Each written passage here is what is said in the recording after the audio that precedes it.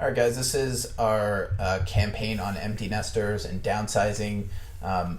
We don't want to completely forget about the downsizing audience.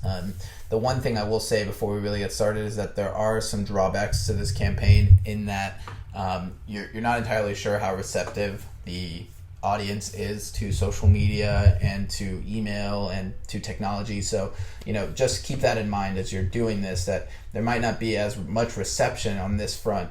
But the way I rationalize it is you never know whose son or daughter is going to be on Facebook and matches your targeting for whatever reason and sees this and feels like it's really appropriate for their parents.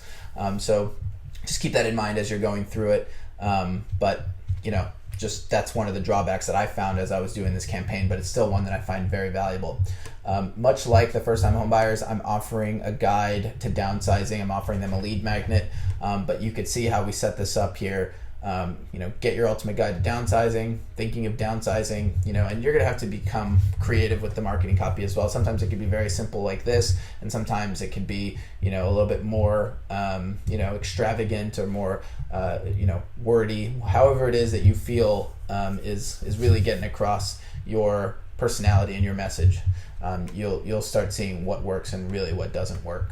Okay, so that's our initial offer. Now to target them,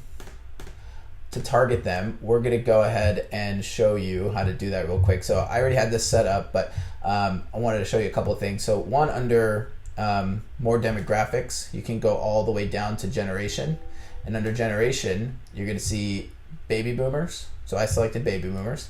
Now I kept the age range between 55 and 65, even though the age range really shouldn't matter because it's going to get captured with baby boomers.